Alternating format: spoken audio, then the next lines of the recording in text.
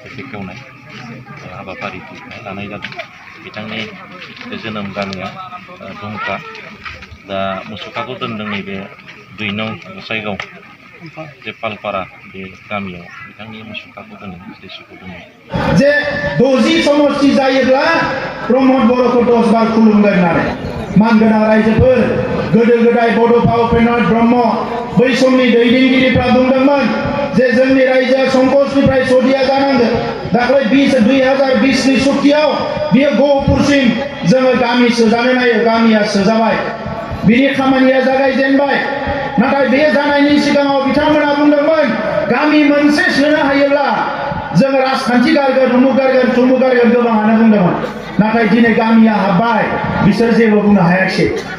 समष्टिया जे 52 समष्टि जागोन बेखौ बिथांमोनाबो मिथिगौ। नाथाय बर' हारिनि बर' बिदा फंबाय आइ आफानि गेजेराव दिनै गबिन्द बसुमतारिनि मावनाया जायाखै, प्रमद बर'नि मावनाया जायाखै। जोंसो गोरोंसिन, जोंसो हासिनदो, जोंसो हारिनि थाखाय बांसिन सानो, बेबायदि बाथ्राखौ बुंनो थाखाय हारिखौ अलखदाव गोग्लैनाय बाथ्राफोरखौ बिथांमोना बानसावगासिनो दङ। दिनै उन्दै उन्दै गथ'फ्रानो ससियेल मिडियाआव आं लिरनाय नुदों, बे उन्दै उन्दै गथ'फ्रानो जुदि साननो हादोंब्ला माखासे बाथ्राखौ बुंनाया गोरोन्थि जायो। बिथांमोना राजखान्थिनि स्वार्थआव दिनै गावनि मेगनखौ बिथांमोना बन्द खालामनानै लादों। बेजों हारिया लाब जानाय नङा रायजोफोर। दिनै जोङो राजखान्थिनि नामाव फैयाखै। आं सिट जानाया गिदिर खोथा नङा, गबिन्द बसुमतारी बिथाङा डिपुटि सिट जानाया गिदिर खोथा नङा। बिथांमोनानो सरकार सालायबाय थादोंमोन, जोंहा बुंनांगौ गैयामोन। नाथाय गोजोनखौ मानो लाबाखैमोन, शान्तिखौ मानो लाबाखैमोन, सुक्तिखौ मानो खालामाखैमोन? बर' हारिनि थासारिया जेरैबायदि जालांबायमोन बेखौ मानो बिथांमोना जोथोन लायाखैमोन? गामि गामि जौ लोंनाय, जुवा गेलेनाय, मेला होनाय, बायदिसिना थासारि, जोंनि बिदा फंबायखौनो बायलाय फानलाय खालामनाय, खुन्दुं कम्बलनि राजनिति खालामनानै समाजखौ माने गुबुंले लामाजों दैदेनलांनाय, बेबायदि थासारिया दिनै फैबायमोन। दिनै UPPL सरकार दैदेननाय समाव ना जोङो सोरबा मेला खुंनानै जुवा होनायखौ एलाव खालामदों, सोरबा सिखावै साफा सानै होदोंब्लाबो मिथिनाय लोगो लोगो जों एक्सन लादों। जोंनि गोरिब गुन्द्रा न'खरफोरखौ नायै नायै न'फोरखौ जाहाथे बयबो मोनो, खामानिफ्रा जाहाथे मोजां जायो, बेखौ जों गासैखौबो नोजोर होदों। जोंनि बिदा फंबायफ्रा जाहाथे गोग्गो सोलोंथाइ मोनो, बेफोरखौ जोङो नोजोर होदों। आरो गोरिब गुन्द्रा मावना जानाय मानसिफोरनि थाखाय जोङो आइ अनसाय बिथांखि, माइनाव सोरां बिथांखि, गियान सोरां बिथांखि, गोदान गोदान बिथांखि बानायनानै रायजो राजाफोरनो माबा नङा माबा मदद होनो नागिरो। CLF नि न'खौ लुना होनो गालांदोंमोन 17 बोसोराव, CLF नि न'खौ लुवाखै, जों दा लुनो नागिरबाय। 100% VCDC अफिसफोरखौ लुजोबनो थांगासिनो दङ दिनै जोंनि ओनसोलफ्राव, नलेज सेन्टार लुनो थांगासिनो दङ जोङो। आरो बयनिख्रुइ देरसिन बाथ्राया, गोदो गोदायनिफ्राय दैदेनगिरिफ्रा बुंदोंमोन जोंनो डाक्टार नांगौ, इन्जिनियार नांगौ, दा बेखौनो जों खालामनो थांगासिनो दङ। दा नंखायनो रायजो राजा नोंथांमोन, दिनैनि समाव गबिन्द बसुमतारिया जौ लोङैखायनो, जुवा गेलेयैखायनो गाज्रि नामा? जोंनि दैदेनगिरिफ्रा बिथांमोननि बायदि नाङै नाङै खामानिफोरखौ, समाज गुबुंले खालामनाय खामानिफोरखौ मावैखायनो गाज्रि नामा? दिनै बिथांमोना जेरैबायदि बुंनो हमदों, समखौ बिथांमोननोथ' नोंथांमोना सुजुग होदोंमोन, खेबथाम इलेक्सनाव देरहाबाय। बिथांमोना मा मावखो?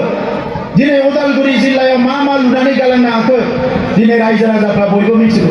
भैरबकुन्दनि दालाङाबो जोंनि समावसो जाबाय।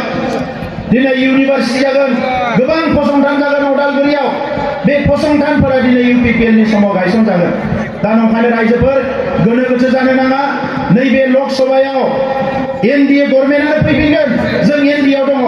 এই লোকসভা আহি আছে, ইয়াত আমাৰ প্ৰধানমন্ত্ৰী নৰেন্দ্ৰ মোদী ডাঙৰীয়াই তৃতীয়বাৰৰ কাৰণে প্ৰধানমন্ত্ৰী হ'ব, এইটো নিশ্চিত হৈ গৈছে। কিন্তু আমাৰ দায়িত্ব আছে, যি প্ৰধানমন্ত্ৰী ডাঙৰীয়াই বড়োলেণ্ডৰ শান্তি আনি দিলে, সম্প্ৰীতি আনি দিলে, উন্নয়ন আনি দিলে, সকলো পৰিৱেশ ভাল কৰিলে, তেখেতক তৃতীয়বাৰৰ কাৰণে প্ৰধানমন্ত্ৰী হিচাপে দায়িত্ব মানে তেখেতক আজি সহায় কৰাটো, আমাৰ এই সমষ্টিৰ কেণ্ডিডেট জিকাই পেলাই আমি আৰু এজন MP দি পেলাই তেখেতৰ চৰকাৰটো শক্তিশালী কৰাটো আমাৰ সকলোৰে দায়িত্ব।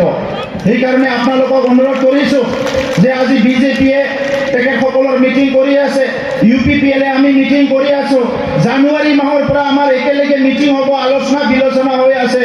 আজি মই অসমৰ ভিতৰত যিটো দৰং ওদালগুৰি লোকসভা সমষ্টি, মই এইটো দেখিছোঁ যে আমাৰ NDAৰ কেণ্ডিডেট সবচে হাইয়েষ্ট স্পটত জিকিব মই এইটো দেখিবলৈ পাইছোঁ আৰু আপোনালোকে সেইকাৰণে BPF-ৰ কিবা খানা খোৱা উল্টা পুল্টা দুটামান কথা কোৱা ইয়াত কোনো শুনিব নালাগে চৰকাৰত থাকি যিসকলে একো কৰিব নোৱাৰিলে 50 টকাৰ কম্বল 10 টকাৰ খুঁটা দি চৰকাৰ চলাব বিচাৰিলে সেই মানুহবিলাক আজি আপোনালোকৰ চৰকাৰ নোহোৱা সময়ত 10টা প্ৰলোভন দিব পাৰে কিন্তু এটাও বাস্তৱত ৰূপায়ণ কৰিব নোৱাৰে হাগ্ৰামা মহিলাৰে এই সময়ত কৈছিলে মডেল BTC বনাম ক'ত মডেল BTC হ'ল মহিলাসকলক আমাৰ বাইদেউসকলক 1 তোলা সোণা দিম বুলি ক'লে ৰূপাও নিদিলে ৰূপাটো নিদিলে লোহাও নিদিলে একো দিব নোৱাৰিলে মাটিও দিব নোৱাৰিলে আজি ৭২,০০০ পৰিয়ালক আমি মাটি দিলো ৭২,০০০ পৰিয়াল 3 বছৰত 17 বছৰত তেখেতসকলে দিব পাৰে না এতিয়া আপোনালোকৰ মাটি আপোনালোকে মোবাইলত বৈশ্যমুঠি মাৰক গুগলত বৈশ্যমুঠি ৱেবছাইটত যাওক চবৰৰ ডাক নম্বৰ পাট্টা নম্বৰ দিয়ক চবৰৰ মাটি বাৰী চব পাই যাব ডাউনলোড কৰিব পাৰিব মোবাইলত আৰু বিটিআৰটো উত্তৰ পূৰ্বাঞ্চলৰ একমাত্ৰ কাউন্সিল য'ত নেকি লেণ্ড ডকুমেণ্ট ভূমিৰ মাটিৰ কাগজ পত্ৰবিলাক ডিজিটাইজ কৰা হৈ গ'ল আপোনালোকৰ আৰু চিন্তা নাই আপোনালোকৰ যিটো সমস্যা স্বাধীনতাৰ ৭৫ বছৰলৈকে সমাধান হোৱা নাছিলে আজি গোৰ্খাসকলৰ মাটি বড়োসকলৰ মাটি আদিবাসীসকলৰ মাটি বিভিন্ন জাতি জনগোষ্ঠীৰ মাটি আপোনালোকে আৰু মণ্ডল অফিচত যাব নালাগে নিজৰ মোবাইলতে এপ্লিকেশ্যন দিয়ক ইয়াৰ পৰা আপোনালোকৰ মাটি ট্ৰেন্সফাৰ ৰেজিষ্ট্ৰেশ্যনৰ কামবিলাক সব আৰম্ভ হৈ যাব गिबियाव इउनाइटेड फराम अफ एक्सन दिहुननि जानानै साबायखर जासिहरबाय आरो दिनै नेरसोन ब्रह्म बि नाइटआव होनोमोन आफादाव बिथांनि दिनै मुसुखा बेखेवनाय हाबाफारि लानाय जादों बिथांनि जोनोम गामिया दुमका दा मुसुखाखौ दोनदों नैबे 2 नं गसाइगाव जे पालपारा बे गामियाव बिथांनि मुसुखाखौ स्टेचुखौ दोननाय जादों आरो बेखेवनाय जादों बिथाङा थांनाय 2015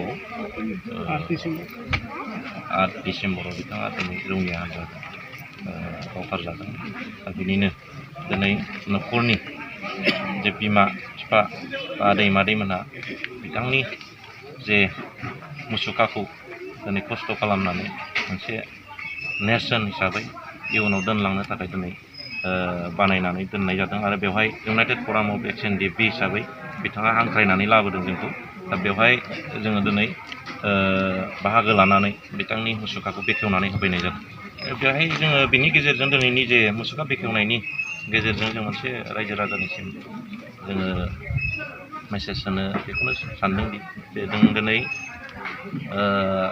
NDP हिसाबै मोनसे समाव जोङो मोनब्रै बाहागोआव दिनै गावस्रालायबोदों बे एकर्ड जानायनि सिगां एकर्डआव दिनै जयैनो मोनसे एकर्ड जाबाय आरो एकर्ड जानायनि उनाव दिनै जोङो डिसबेन्ड जानायनि उनाव गावबागाव न' फारसे दिनै हारसिं जाजोब्बायमोन दिनै गावजों गाव खुनु मोनसे कमिउनिकेसन गैलामोन आरो बेवहाय सोर माने लोमजादों सोर दिनै बबेबा मोनसे अलखदाव गोलैदों दिनै रावबो खबर लालायनाय गैलामोन दा थिग जोङो दिनै गोथौ सिन्था खालामलायनानै जोंहा जेंनाया दिनै एकर्ड जाखांनायनि उनावबो गांगां दंथारो आरो दिनै मोनसे बेफोरखौ फोजोबनांगौब्ला बे जेंनाखौ सुस्रांनांगौब्ला दिनै जोङो ज' मोनसे जाफिनाब्ला ज' मोनसे थानानै जुदि जोङो दिनै आवगायाब्ला जोंनि जेंनाया दिनै बबेबा 5 बोसोराव दिनै जोबनायनि मोनसे परिबेस गैया दा बेखौ जोङो दिनै सरकारनाव मोनसे